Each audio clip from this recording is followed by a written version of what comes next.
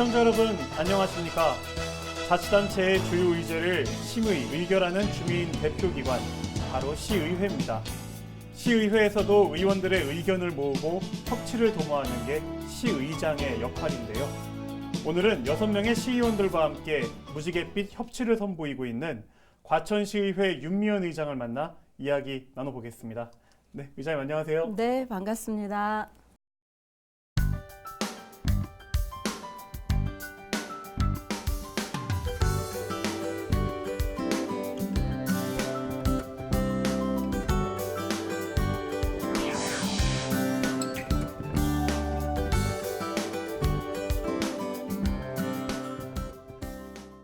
네, 먼저 우리 과천 시민들 그리고 티브로드 시청자들에게 인사 한 말씀 부탁드리겠습니다. 네, 사랑하는 티브로드 ABC 시청자 여러분, 그리고 과천 시민 여러분, 새해 복 많이 받으시기 바랍니다. 새해가 힘차게 밝았는데요. 뉴스를 틀어보시면 연일 총선이다, 또 코로나 바이러스다 해서 여기저기서 많이 뜨거운 이슈들이 많습니다. 국가에서 해야 될 것들은 국가에서, 그러나 이 어려운 때를 우리 시민분들과 시청자 여러분들의 삶에 대한 뜨거운 열정으로 이겨내시는 연초가 되었으면 좋겠습니다. 새해 복 많이 받으시기 바랍니다. 네, 먼저 좀 우리 좋은 소식 먼저 좀 이야기를 좀 해보려고 하는데요. 지난해 말에 또 티브로드 ABC 방송 의정 대상을 수상을 하셨는데 이게 지금 벌써 이제 3회 연속이잖아요.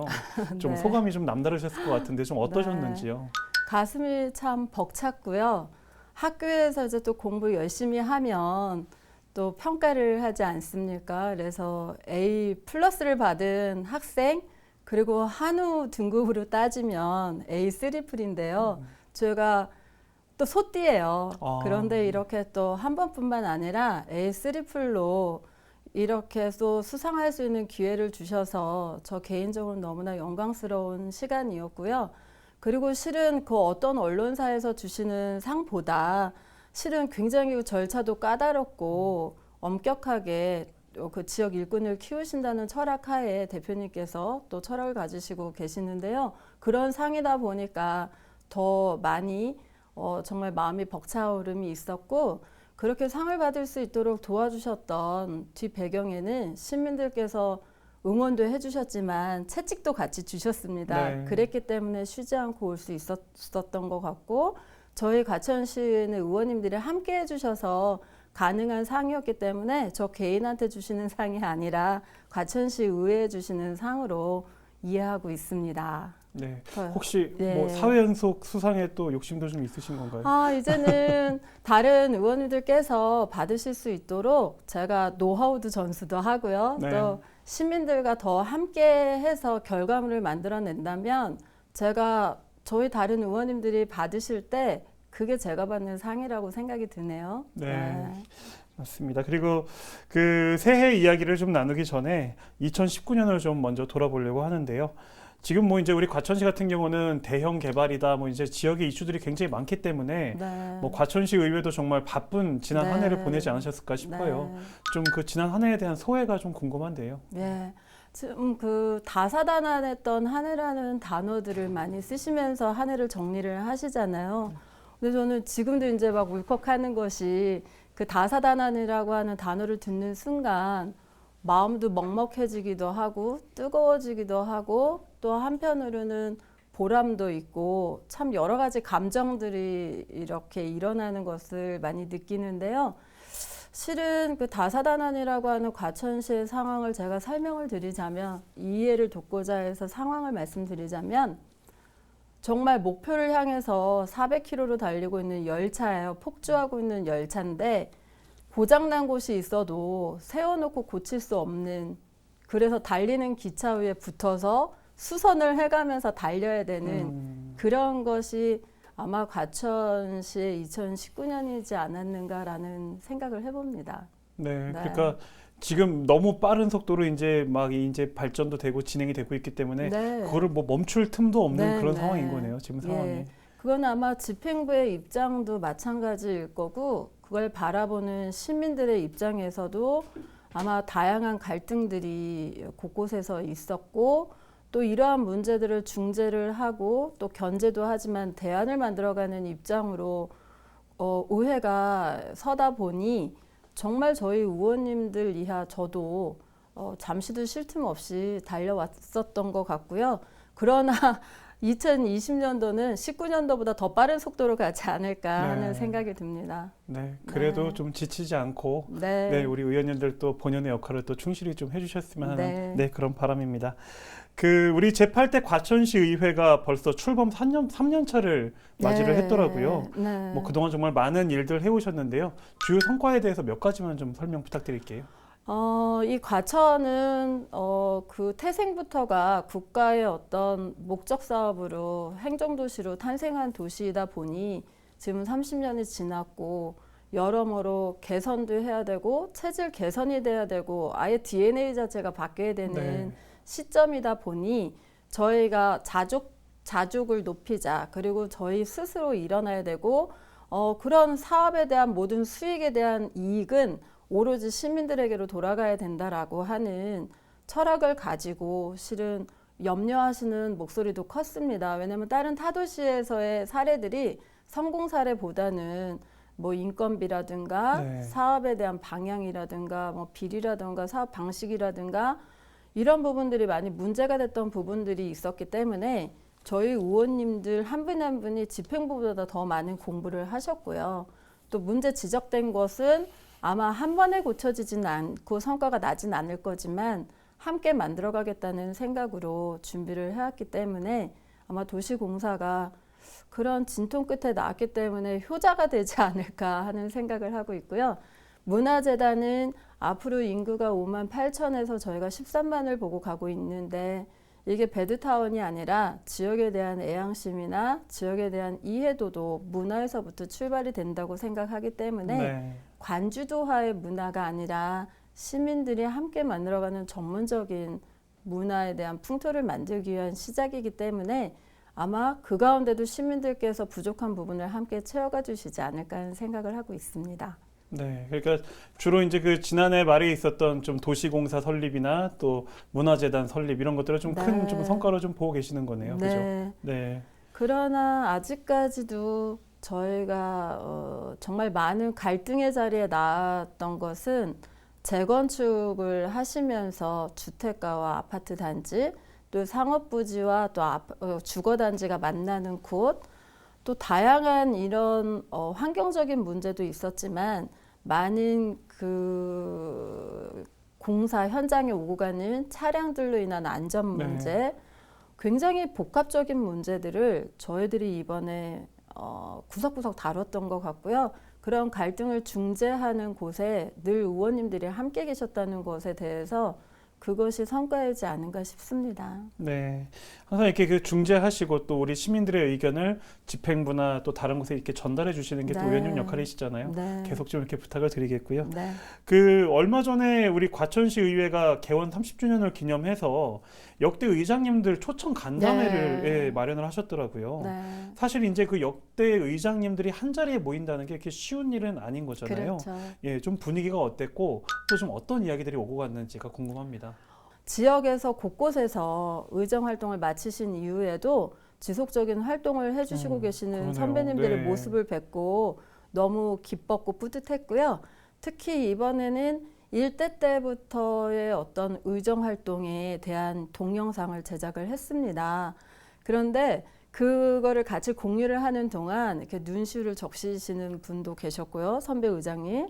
그리고 한 분은 본인 얼굴이 나와야 되는데 너무 빨리 지나간다고 천천히 네. 돌리라고 하시는 분도 계셨는데 다 함께 해주셨던 말씀은 그 후배들에 대한 애정과 또 격려도 있었고 덕담도 있었고요. 또 저희 후배 의원들도 일어나서 한 분 한 분에 대한 인사 말씀과 또 본인의 마음가짐에 대해서 다시 한번 이렇게 대화를 나누는 아주 풋풋하고 따뜻한 2시간이었습니다. 그래서 그런 기회를 앞으로는 과천시의회 전통으로 네. 제가 의장이 아니더라도 또 후배 네, 저도 역대입니다. 이제 네. 후배 의장님들이 만들어 가셨으면 하는 바람에서 마련된 자리였습니다. 네, 정말 뭐 훈훈한 그런 시간이었을 것 같고요.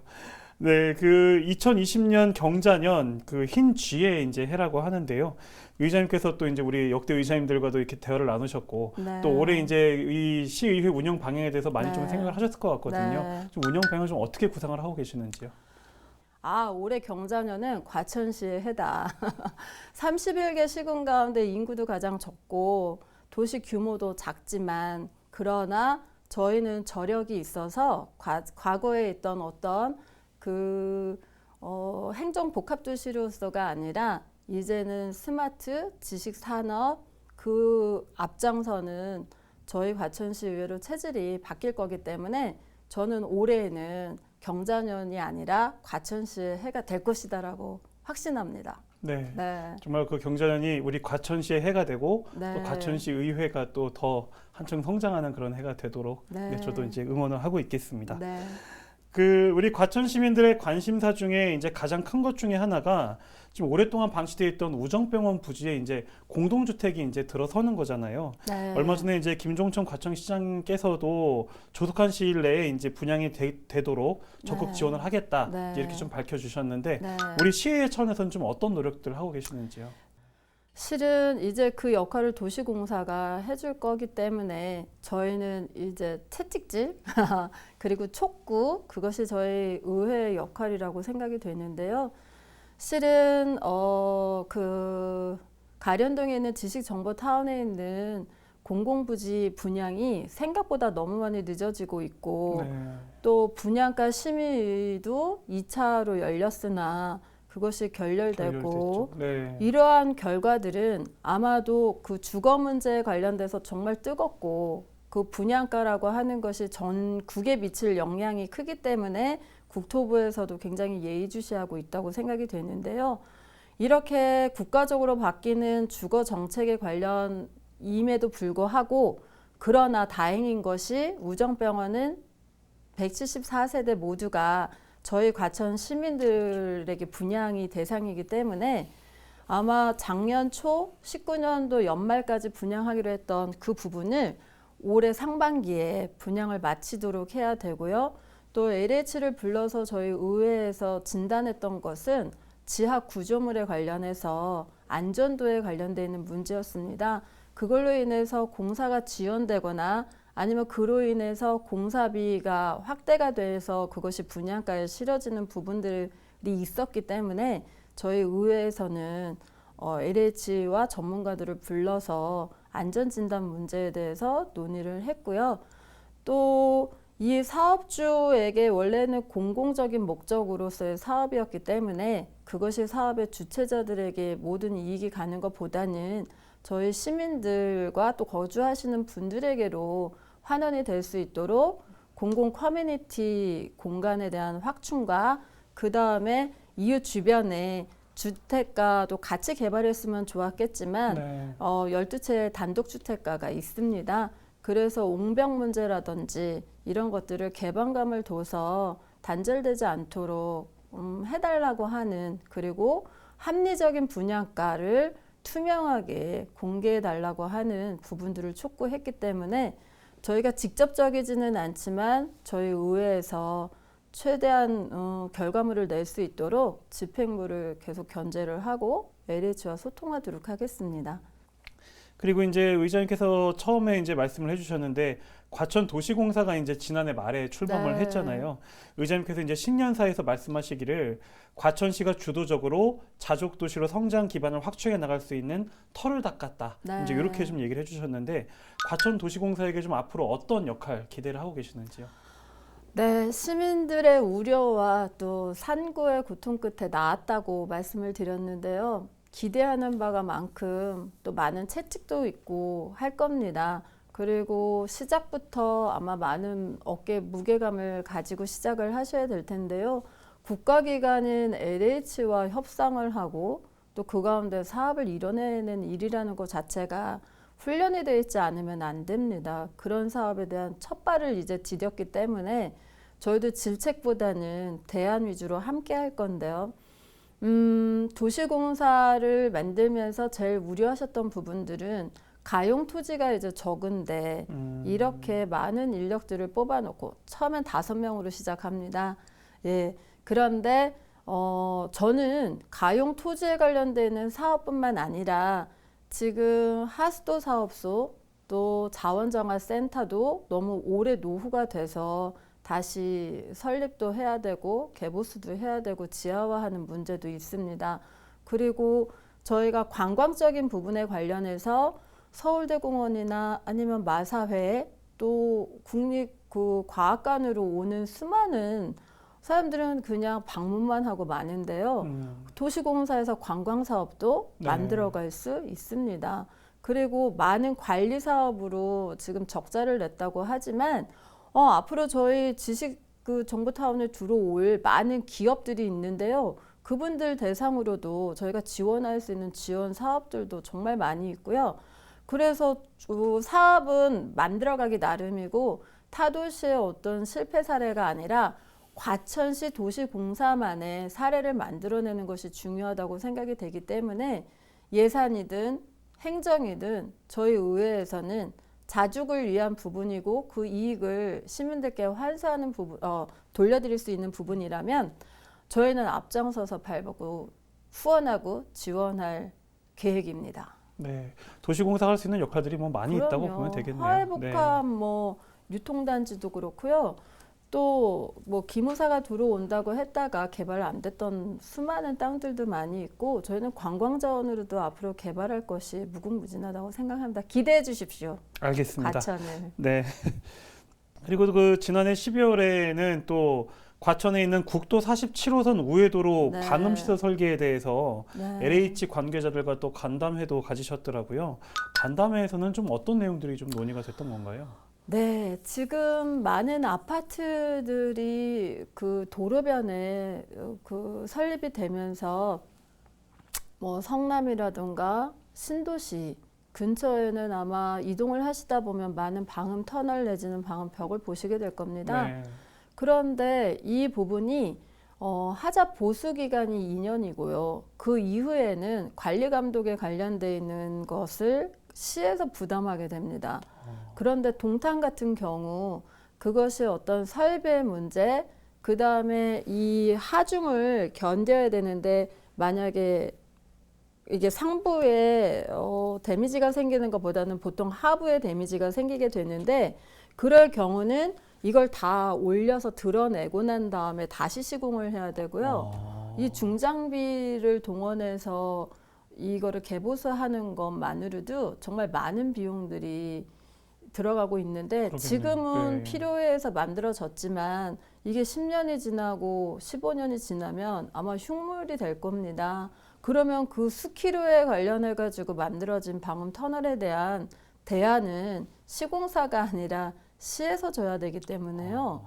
그런 미래에 있을 문제들이 예측이 돼서 저희가 그 방수라던가 아니면은 얼음이 얼어서 그 구간에 대해서 문제가 생기는 부분이라든가 동탄의 사례가 있었습니다. 그래서 그런 부분들을 시공하기 이전에 그 시공사에게 당부를 했던 사안이고요.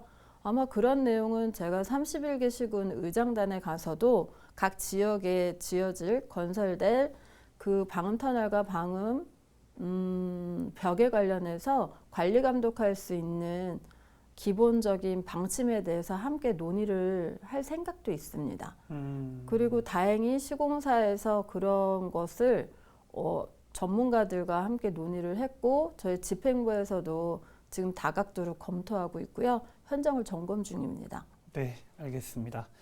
그리고 이제 우리 그 시의회의 가장 큰 역할은 아무래도 그리고 민의를 대변하는 것이 아닌가라는 그런 생각을 해보는데요. 의장님께서 또 평소에 시민들과 좀 소통을 어떤 식으로 좀 하고 계시는지요? 예, 요즘 가짜 뉴스도 많다 하죠. 그리고 저희도 언론을 통해서 저희 의회에 대한 활동 소식이 나가기도 하는데 때로는 뭐 좋은 소식들도 있지만 또 사실과 다른 내용들이 또 전달이 되는 경우도 있습니다. 그래서 저 같은 경우는 저 개인 언론으로 페이스북을 많이 활용을 하고요. 일기 쓰는 마음으로 제가 어떤 활동들을 했는지 시민들께는 그렇게 함께 공유하는 것을 하고 있고요.